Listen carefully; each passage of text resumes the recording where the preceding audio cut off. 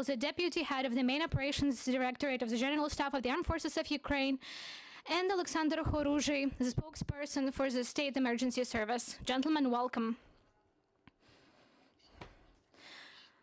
Mr. Hromov, please tell us what is happening right now at the front line. Good afternoon, everybody. First of all, I would like to congratulate all of you with the Day of Vyshyvankas. That's our traditional cloth. In regards to the situation on the front line, it is the 85th day of the full-scale armed aggression of the Russian Federation against Ukraine. The adversary continues to concentrate forces in the east of Ukraine. The declared goal of the second stage of the special operation of the Russian Federation remains unchanged. It's the occupation of the Donetsk and Luhansk regions within their administrative borders. Thus, right now, in the Donetsk line of effort, the enemy formation is trying to advance along the entire line of contact. The adversary continues to use mortars, artillery systems, and MLRS to shell the forces of Ukraine with the support of aviation in order to cause casualties to the Ukrainian armed forces, to exhaust the Ukrainian forces, and to destroy the fortifications of Ukrainian units. The current active combat is also being carried out by the enemy in Severodonetsk, Liman, Bakhmut, and Kurachovo. The main efforts are concentrated on the advances aimed at encircling the units of the joint forces near Lysychansk and Severodonetsk. Gradually, the adversary is losing the momentum of their advance. At the same time, the adversary is attempting to restore the advance attempts in Slavyansk. There's still a high chance of combat along separate lines of efforts to prevent Ukraine from moving reserve forces towards other lines of effort. In Mariupol, the intensity of hostilities has decreased. Currently, we're evacuating our heroes from Mariupol. Along the Kharkiv line of effort, starting from May 5th of this year, the Ukrainian armed forces have liberated 23 settlements. The adversary continued their active shelling, trying to limit Ukrainian advance and trying to limit the Ukrainian forces from advancing along the Ukrainian border. Moreover, the adversary continues to shell the border-adjacent regions of Chernihiv and Sumy regions in order to cause casualties, to limit the maneuverability of Ukrainian forces, and to distract them from advance.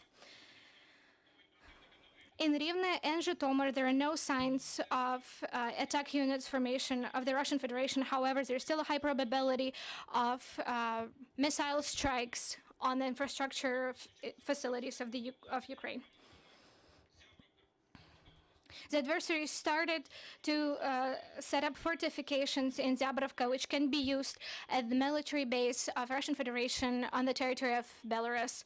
In Brest and Grodno, local administrations are going through the training to establish military command bodies and territorial defense. They attempted to force the River Neman and carried out respective military exercise with the units of the 56th Motorized Brigade.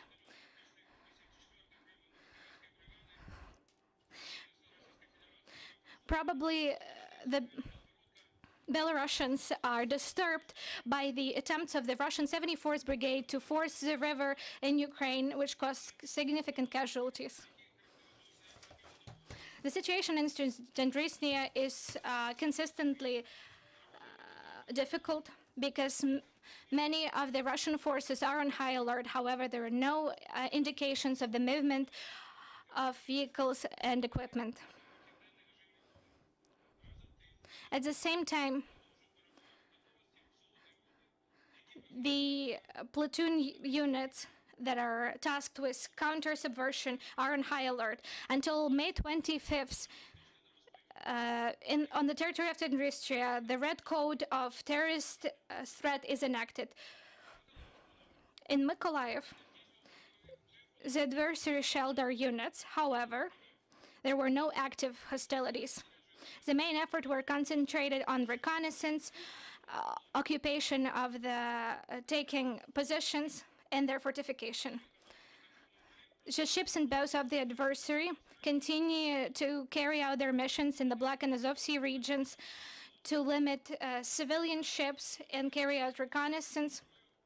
There is still a high chance of missile strikes from the ships and boat-based missiles. In regards of the dismount of Ukrainian military, there is still a high chance of dismount in Black Sea and Azov Sea regions. As of the morning of today, in comparison to May 10th, the armed forces of the Russian Federation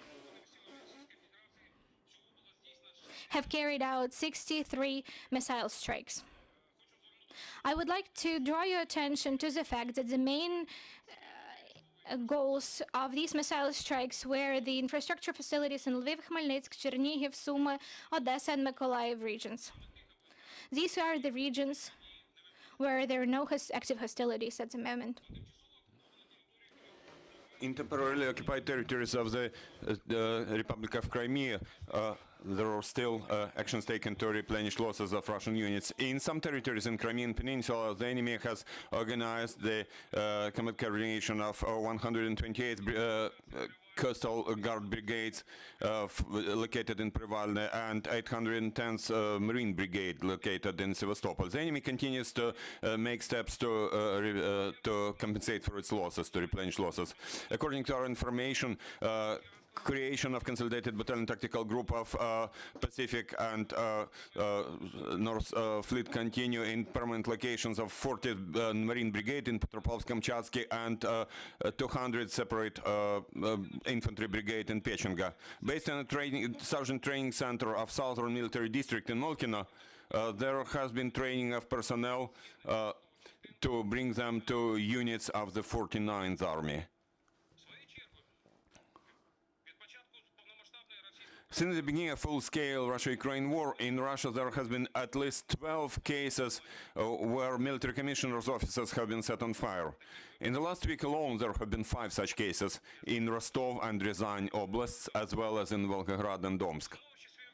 To summarize, I'd like to say that the command of the Armed Forces of Ukraine, General Staff, clearly understand who is our enemy, what sort of enemy it is, and its plans and capabilities, and how to win over that enemy. Everything will be Ukraine. Thank you for attention. Thank you. Thank you so much. Thank you so much, Mr. Hromov.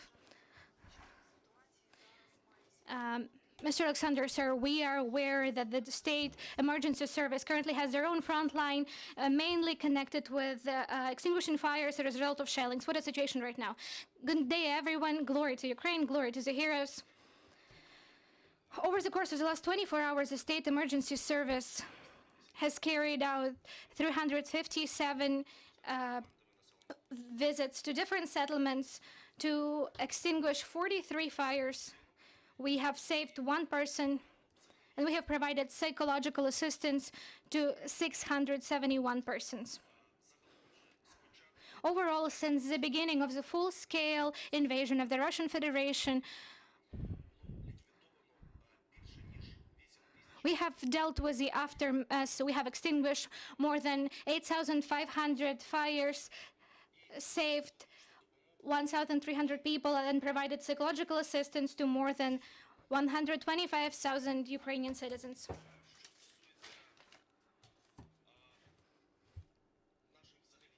In regards to our activities in general, besides the fact that the State Emergency Service units are consistently working on extinguishing fires, they're also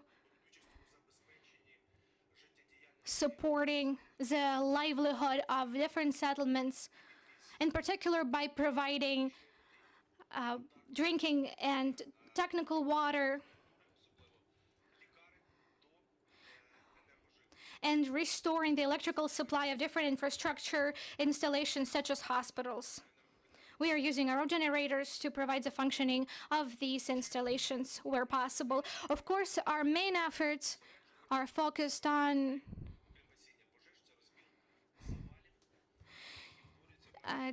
dealing with the aftermath of explosions. Currently, the state emergency services are working in Kharkiv, in Dergach, and in Dokuchaevsk. There are more than 35 people and 8 vehicles working on dismantling the destroyed buildings. Since the beginning of the invasion of the Russian Federation, our units has saved 1,310 individuals and have evacuated 1,065 corpses from the remains of the buildings. Another important aspect of our work is demining. Overall, across the territory of Ukraine, we have more than 600 demining experts and around 250 units of demining vehicles and equipment. In regards to the Kyiv region, Kyiv is currently being demined, cleared of the explosive ordnance by 108 state emergency service specialists. And I would like to say is that we have currently demined more than 12,000 hectares in Kyiv region.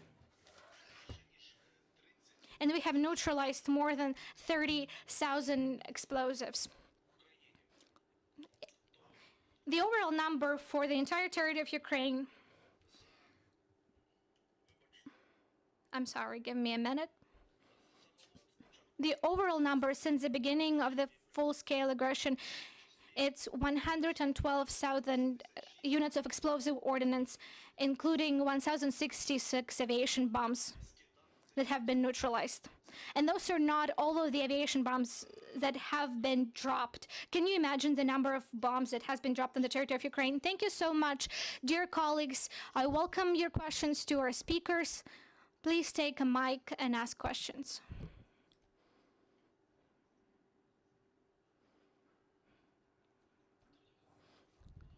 The question is to General Hromov.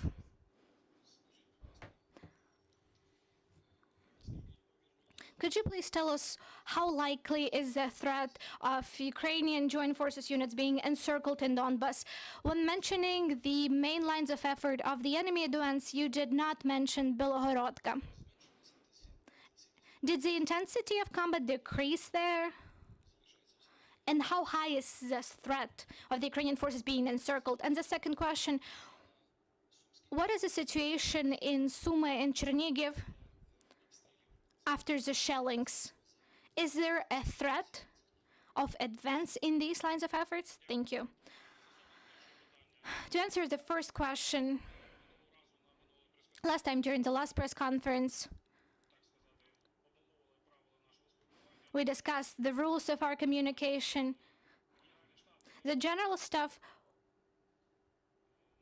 will not make any comments on the hostilities that are happening currently. Yes, the hostilities are currently happening in the settlements that you have mentioned. However, this information is very sensitive and the adversary might use it to their advantage. If there is a possibility of regular citizens to comment these events, they're right. However, as a representative of the General Staff, I am not allowed to comment on that. That's in regards to the first question. In regards to the second question, after the shellings of Ukrainian units positions in Chernihiv and Sumy regions, we are currently forecasting that the adversary will carry out demonstrative actions, will probably concentrate additional forces to distract Ukrainian forces from the main lines of effort. Do you have any other questions? And the question to Mr. Khorunzhyy.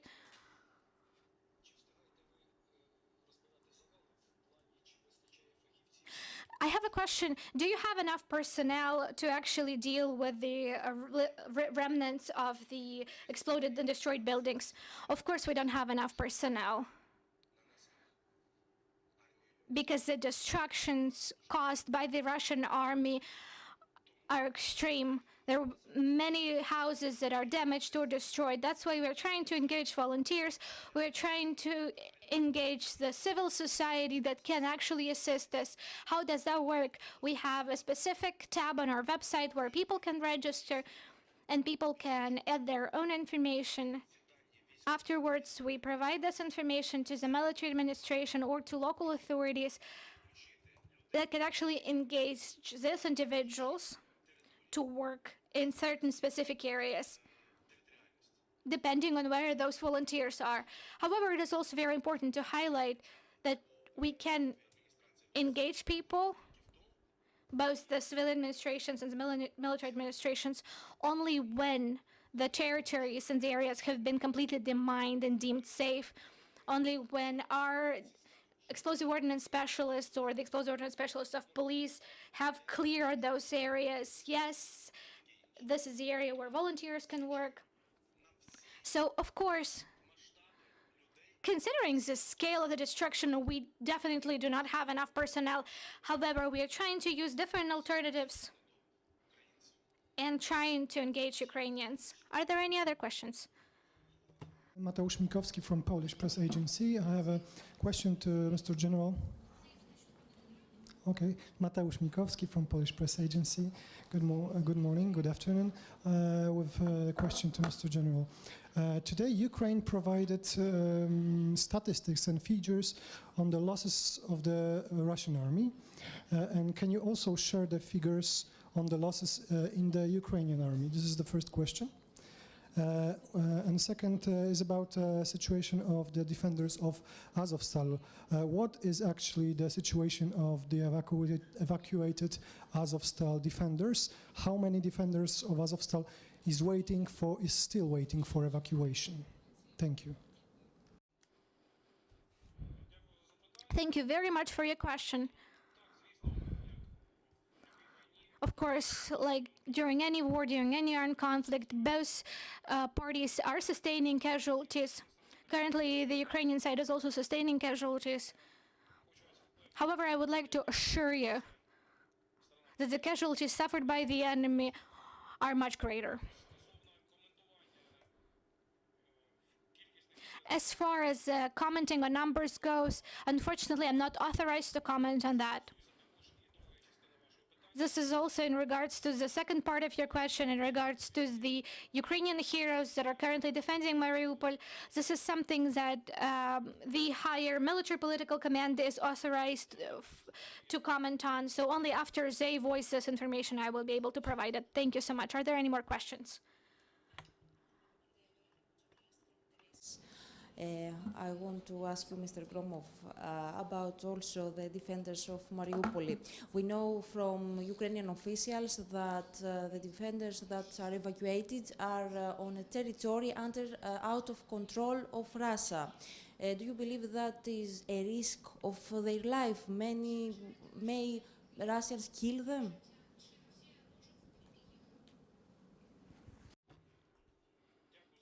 Thank you so much for your question. This is also a very sensitive issue for every citizen of Ukraine. Not only the general staff, not only the Brigadier General Hromov deals with the situation or worries about the situation. Every citizen of Ukraine is worried about the defenders of Azovstal. We know that the adversary is very cowardly.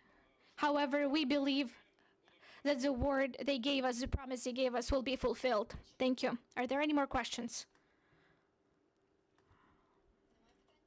There are no more questions? Okay, thank you very much. Thank you for joining us here. Thank you for finding the time. Thank you very much, friends. So please stay with us. We're currently shaping the schedule for the next events. Thank you so much.